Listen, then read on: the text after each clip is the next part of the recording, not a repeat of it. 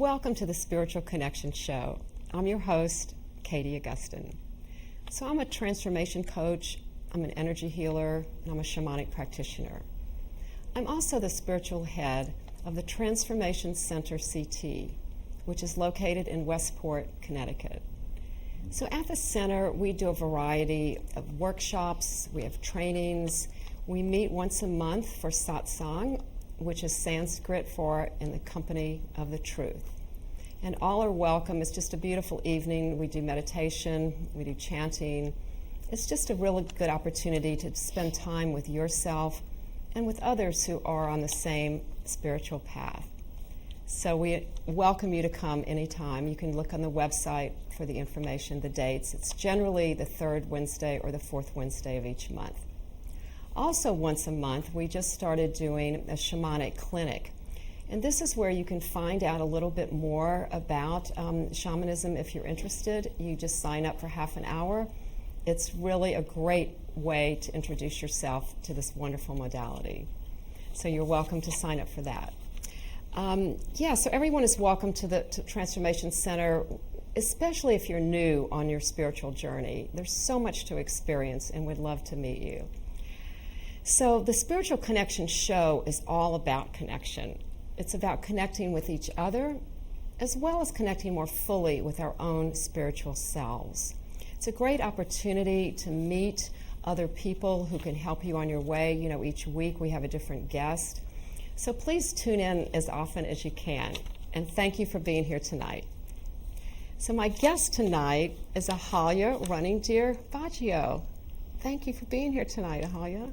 Thank you for having me, Katie. Yeah. This is fun. This is great. It's actually, Ahalya is one of the people I've known for quite some time. Mm-hmm. I've been training with her, studying with her, and learning so much. It's just, she has so much to offer, and I really want her tonight to just share some of her wisdom with us that I've picked up on over many years, right? Yeah.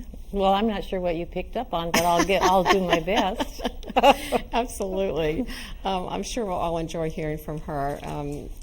It's just, it's really an honor to have you here tonight. So I'm glad it worked out. We've been wanting to do this for a while now. Yeah. Thank you, Katie. Yeah.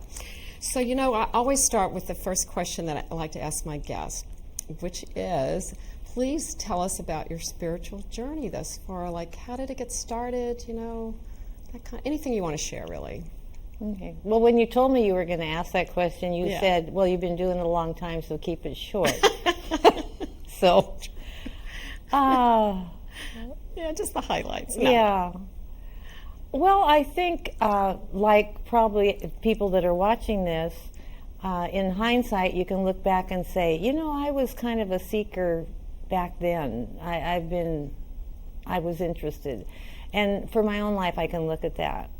So for me, I've been doing it for over 50 years, consciously studying. I think I just took a workshop once, and it intrigued me, you know, that I could find out more about myself. And, oh, I never thought about that before. Or, you know, and of course, this was pre-internet and Google and all that stuff, so you had to go to these workshops to find things out. Yeah. So I started doing that. I started going to workshops, and I took a human potential training, which is, there's companies like Landmark, SciWorld, EST, those are human potential companies. I ended up being a trainer for human potential, and I love the idea of finding out more about myself, and I watched people get empowered. I watched myself get empowered, and this was like, oh, you can actually do something about things, you know? Yeah. So I did that, and then I ended up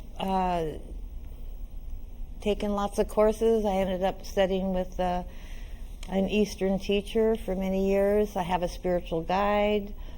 I ended up being a spiritual teacher and a medicine woman. I got introduced to shamanism. How did that happen? Just to interrupt you for a second. I don't know exactly how that that happened. In hindsight, hindsight is 20/20, right? In hindsight, well, I didn't have any idea about being a healer. I didn't have any idea about that. When people would talk about that, I just I either thought it was a lot of woo-woo, or I didn't think I could do it. Okay. So I met a shaman and started being taught, and I found out, oh, I can do this. Not only can I do this, I really, really like it. I really resonate with it, Yeah. So then I started studying the path of shamanism. I've done a lot of different healing modalities over the years, but shamanism is the one that I connected with, and that's how it is for everybody. Right. You go out there and you try different things, and you find what works for you. What works for you. Yeah, what you're drawn to the most. Yeah, it just was a natural fit. Mm-hmm. Yeah, it seems like it. Yeah. So you're right. There's so many different ways of healing and energy healing, and so I agree with you about shamanism. Yeah. What a coincidence. Yeah, you're right? a natural. You just are now. And what was funny is, I don't know if I want to do it. I know when you first asked me, because I did take my training with Ahalya, my shamanism training, and I thought it was super, but I didn't really quite get how powerful it is and how much it helps people. Yes, and the thing about it is it's transformational. For me, it was that was one of the ways I started really learning about myself. And that's one of the ways I was able to walk the planet more peacefully, is what I learned in shamanism. So I do healings and I assist people, but it's what it does for me that touched my heart and convinced me this is a good thing. And I'd already studied Eastern occult doctrine for many, many years. I had been on an Eastern path, and I found everything congruent. Yeah. Because the truth is always congruent. It's really all the same. Yes. I mean, well, when people say... Well, not literally. Yeah. We tend to... It's not... I tend not to say that it's the same, but it's congruent. It's congruent. Because when I teach shamanism, usually I have people in the class that are skilled healers in some other modality. And many of them I have also been trained in. And I'll just say, just set that aside. We're on a new recipe. And you want to do this recipe. And this recipe is called shamanism. And once you master this recipe, then it's just like any recipe. Once you figure it out, then you start. Then you can add your own. You add your own things, and touches. It comes out in expression of you, which is how it should be anyway. Well, that's a beautiful way to put it. Yeah. Yeah, because you did travel quite a bit in the East and spent a lot of years over there, right? Yeah, I did. How would you describe? Tell us a little bit about that. Well, I spent a lot of time in the Philippines. I had a really an active group over there, and the Philippines is like, to me, they're people just like us, because they're sophisticated world travelers, educated. They have to do everything, but there's something innate in them that is still, they're natural healers, and so they just took to the idea of healing and personal growth. Healing their own selves, really naturally. So you spent time there training the native. No, not Philippines? not.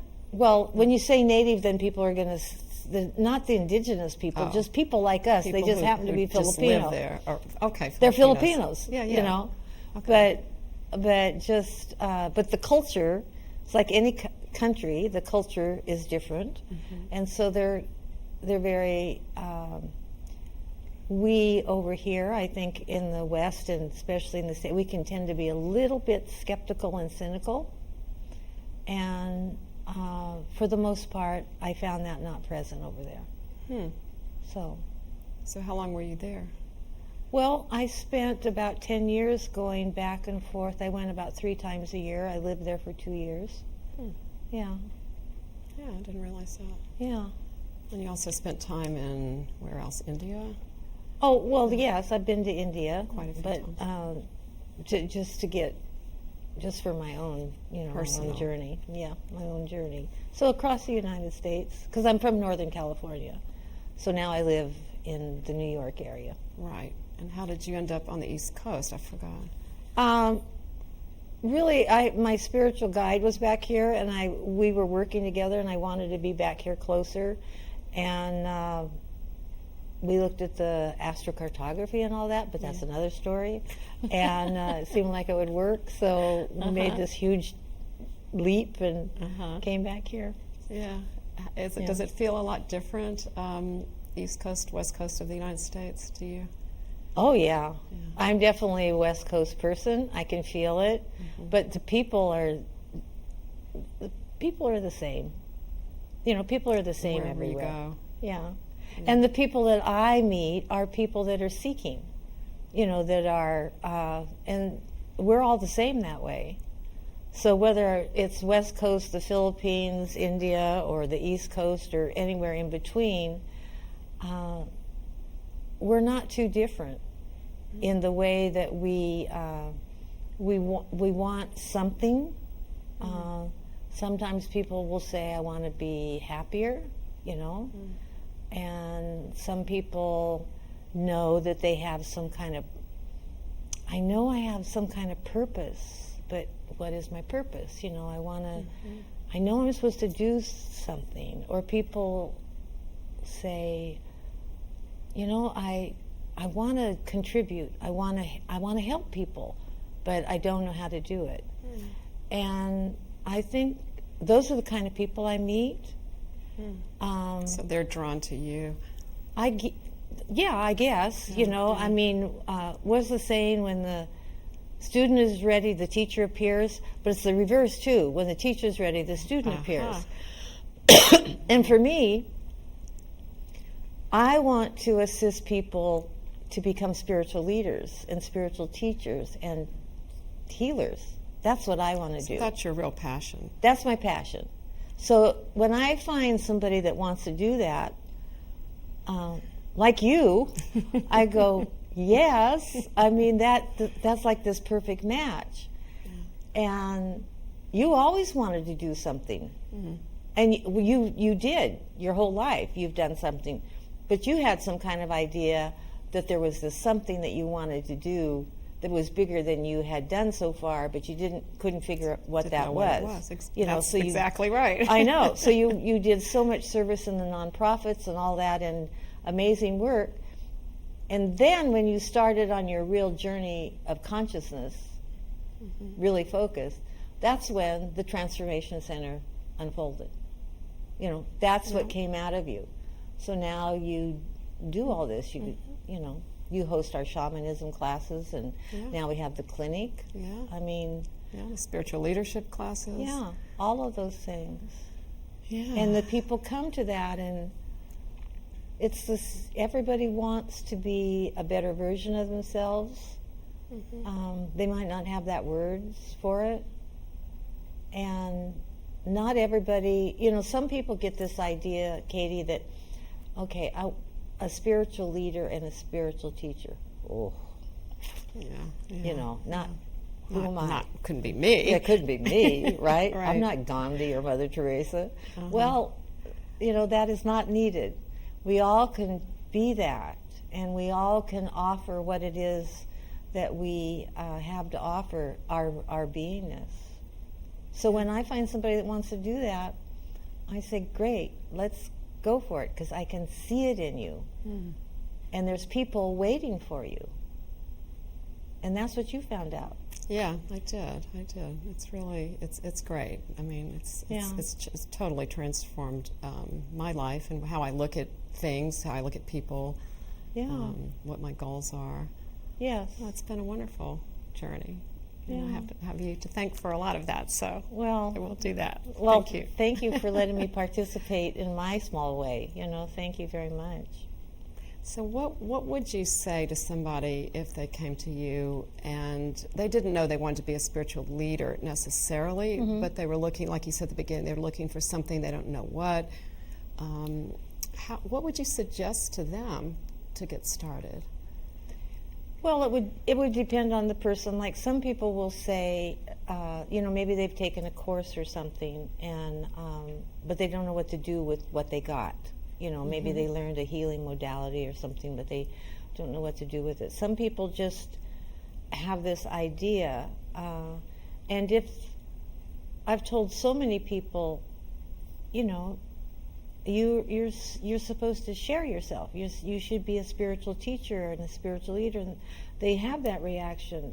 That's like they have some idea of what that means. Like they're supposed to be some kind of perfected being and have all the answers, but that's not so, because they have answers when you work on yourself and you get to know yourself better. And you become clear, because that's really what evolution is about, is becoming clearer. When that happens for you, you now have something to offer that people that aren't quite as clear as you are, and they haven't learned what you've learned, and so you share that with them to bring them along with you, and you keep growing. So when people are looking, I tell them to look around and try things out.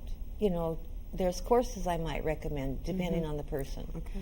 And not just courses with me, other courses too. You know? Yeah, there's so much out there. Yes, there is. And so when I know the person, when I talk to them, I'll recommend, or getting involved in a group, or coming to the Transformation Center and trying the shamanic clinic, getting a healing, Right. Coming to satsang. Or come to satsang, or find other programs like that and start investigating. Yeah, because it seems to me that it really does start with self-awareness, because you can't really get too far until you really have a sense of like who you are. Well, that's the whole point. Yes. Duh. Yes, you have to get to know. What is there? I think it's Lao Tzu that says, or somebody wonderful says, I can't remember, but like you get to know other people, and that's great. But you got to get to know yourself. You have to know yourself. That Right. There's I think it's in the Gospel of Thomas. That I'm going to like paraphrase this. So a man comes to Master Jesus and he says, yes, I want to follow you and I want to learn, so what do I have to do? And Master Jesus says, know thyself. He says, cool, then what? And Master Jesus says, know thyself some more. Yeah. And that is what the journey is about, is getting to know yourself. And love yourself. Well, if you really get to know yourself, you'll find out that you're really a pretty cool person. And, it's common to hear people say, just love yourself. Just love yourself. And people go, okay. Okay. What, It's not so easy. And I say, well, how about if you start liking yourself? Like those things that, if your best friend did some of the things you criticize yourself for, you probably, you'd think it was cute, nothing. funny, nothing, Yeah. So start liking yourself. Right, and also not believing what you tell yourself. Oh. So that self-criticism, that little voice that we hear all the time, that the little voice in our head. Yes. Yeah. And there's a lot of conversation about that, about being a positive thinker. And I think as a whole the world needs to be more positive, definitely. But I think what trips people up sometimes is they're trying so hard to be positive that they get negative. Like you're afraid to look at what about you isn't working. And everybody has things about them that don't work quite as well as you'd like them to. Maybe Sure. some habits or patterns that you need to change. If you're broke and you're way overweight and you have no friends, it doesn't matter how, you can't say, well, I'm a millionaire and I'm a perfect size 2 and believe it. So it's loving yourself, being broke and overweight and not having any friends, starting liking yourself and loving yourself, using some positive language, but accepting, you know what, you're okay. I think that's definitely the tricky part. Yeah. Because we look outside of us. Oh, definitely. For, to measure up to. And that's what's so difficult. And I think that it's not the outward appearance, the weight or the money or that. It's really, like, for me, it's like looking inside, like, who am I? And knowing that, my soul, my spirit, the God within me is really who I am. Yes. But I think it takes a while for people to kind of get there.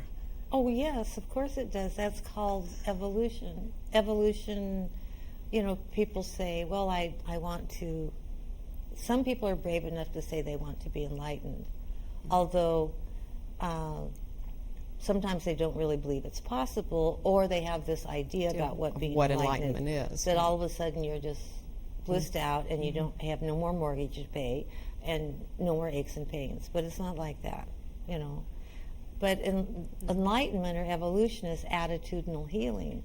So your whole attitude about yourself and your view of the world and everything changes as you evolve, as you grow, as you become more clear. And you do that bit by bit. By testing, you said your original question was, what can people do when they start off? Well, you can, if anybody wants to ask me, I'll give you a recommended book list. In fact, you can ask Katie, because I've given it to her. It's not a comprehensive list. It's just a sampling of all these different paths that expose you to different thought. That's it. It just opens up some things. Just expands maybe your perspective. There's so many things. I think, like for me, I teach Self-Mastery and Shamanism. So I believe, I know that self-mastery, to become a master of oneself, is possible. To achieve self-mastery is possible. And you have to be willing to do the work. But it's so worth it. And shamanism is a way that we start introducing to people to their own power. And I know that there's anybody who does a shamanic session will come away feeling they'll have an expanded perspective of their own self. Right. They'll go, oh, wow, I never thought of that. Yeah. I never saw myself that way. I never quite felt this way. And that's how you do it, step by step by step. Yeah. I think a shift in perspective is really a key part of it. Absolutely. Yeah. Absolutely. Yeah. That's really, like any of us that have been doing this for a while, you can look back and you just don't think the same way. You don't see the same way. You don't perceive yourself the same way. Yeah. You don't perceive others the same way. And a problem to you is just something to deal with. Yeah. It's not the end of the world. Yeah. You know, one of my favorite things that that I learned from you years ago, and I think somebody taught it in a little bit different way, but it's the saying about when you change the way you're looking at something, that something changes. It goes when you change the way you're looking at something, that something that you're looking at changes. Can you talk about that a little bit? Because I think it's very powerful. It really is. It really is. Gosh. Well, I'm thinking of a little Zen Parable that kind of sums it up. So this farmer was out working in his land and he lost his axe. He couldn't find his axe. And he was kind of suspect of the people in the village. He looked all over, he couldn't find his axe. And just then he saw a young man from the village walking by, and he went, he took my axe. He says, because you can look at him, obviously, he looks like a thief. He walks like a thief. You know, he took my axe. And he turned around, and he saw his axe where he left it. And he looked back at the young man, and he didn't quite walk like a thief anymore, and he didn't quite look like a thief. So that's a great antidote for how we see things. So when we see somebody, here's another example. Husband goes to work, he comes home every night, he complains to his wife about this guy that he's working with. They're so hard to deal with. They're this and they're that, and it's terrible. I hate my job because of them. Night after night after night after night. And of course the wife, that's all she sees, and she doesn't like this guy, and they got to go to the Christmas party.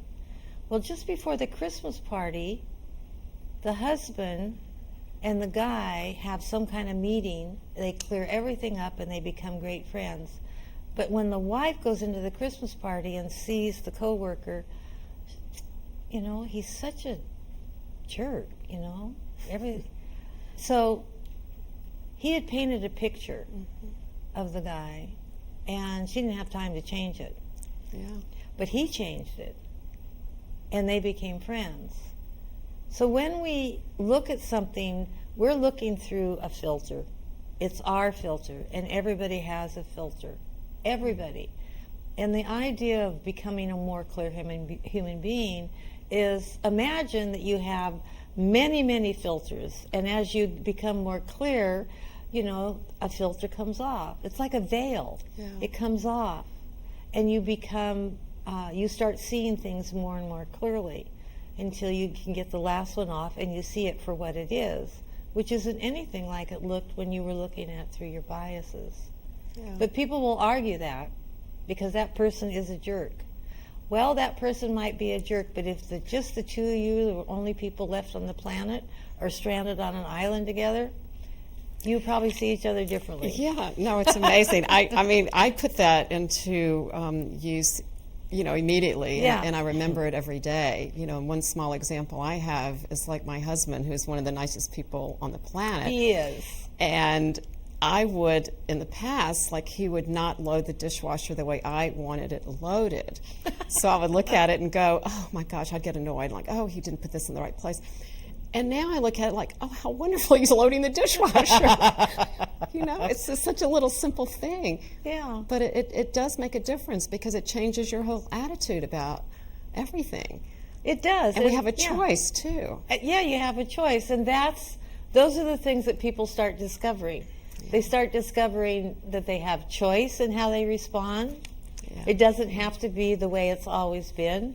You don't have to become enlightened to start lightening up a little bit. And it has practical value for our life. So whether or not, you know, our audience watching wants to be a spiritual leader, they can just look at it as it's so helpful in every aspect of our lives. Oh, yes. And on not that everybody note, wants to be a spiritual leader. Well, I think everybody should become a spiritual leader of themselves. Eventually, yes. I mean, of themselves. Oh, of themselves. Of yes, themselves. yes. Of themselves. So we're going to have to wrap up. I hate Okay. to say that. But thank you so much for being here You're tonight. welcome. It was a wonderful Thank experience you, for Katie. me. And thank you to our audience for joining us. I hope you enjoyed the interview as much as I did with Ahalya. And come again to Spiritual Connection. I'm your host, Katie Augustyn, signing off. Good night and blessings. Thank you for being here.